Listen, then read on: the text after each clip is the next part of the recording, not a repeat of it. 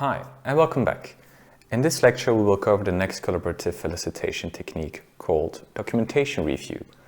Now, for documentation review, there is not a clear-cut definition, but I will try to describe it as best as I can. Documentation review is the activity of going through existing documentation in order to obtain information on a specific topic. So with existing documentation, I'm referring to all the documentation that has been written on the topic and which can provide you with a better understanding.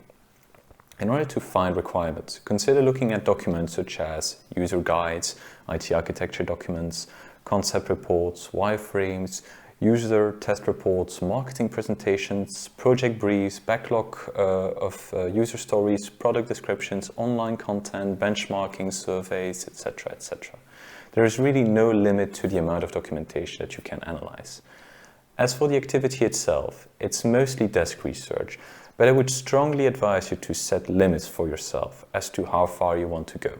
This can really be a task without end, so it's important that you define a personal barrier. When I'm doing documentation review, I will try to limit the amount of research I do to a period of maximum 2 weeks, for instance. That way I don't get lost in too many details. The goals of documentation review can be very broad, so I define up front the pieces of information that I need to better understand the problem and the current situation. Here are some of the categories to look for. The first category is about information related to the products and services relevant to your need. You should try to find answers to the following questions. What is the current offering of the company? What is the distribution sales model? What is the revenue model and the main costs drivers? What are the objectives? What is the marketing and go-to-market strategy? What departments are involved to enable the offering of those products and services? The next category is about information related to capabilities. You should try to find answers to the following questions.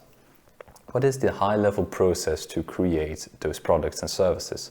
What IT components are impacted to enable the products and services that are in scope? What skills are required from a human capital perspective?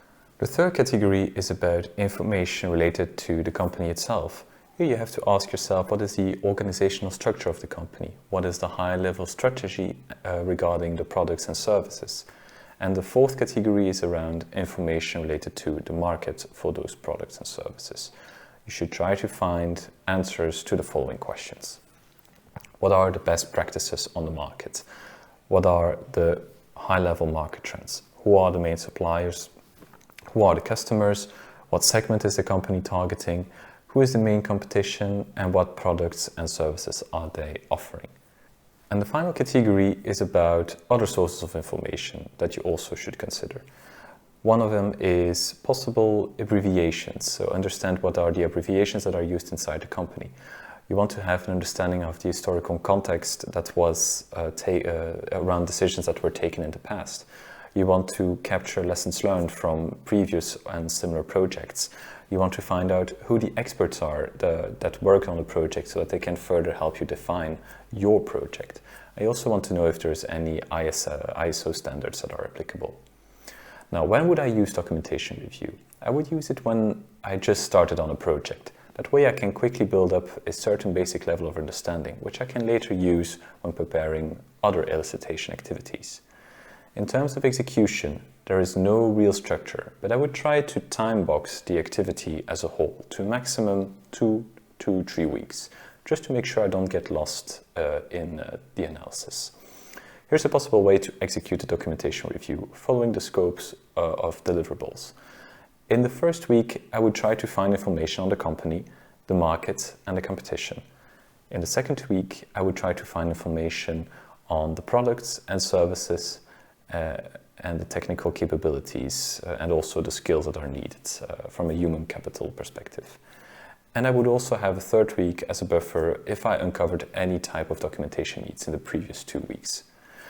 Know that you need to have access to this information, so you will first have to find the right stakeholders that can help you and point you in the right direction.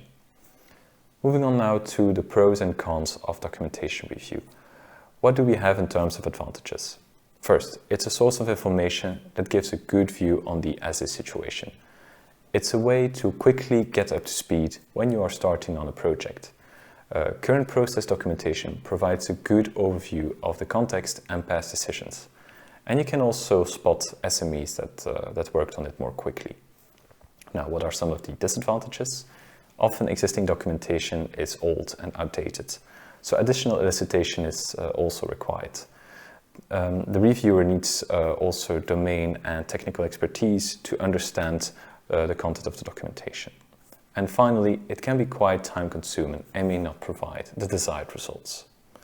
As always, I will also provide you with a couple of best practices that I found to be helpful when doing documentation review. My first advice would be to use this technique early on in the project to quickly get up to speed. It's important to define upfront information you are looking for. It's also important to get self-imposed time limits. I gave the example of 2 or 3 weeks. Maybe you can take it to a month, but I would not go over that. Try to figure out who the experts are that worked on the documentation and book an interview with them to see what is still relevant today. And finally, if you have the opportunity, try to create a small glossary of abbreviations that you encounter. This will make your day-to-day communications with employees easier to manage and to follow. And that's it for the documentation review. We have covered already quite some ground, but there is still more to come. I will see you in the next lecture. Bye.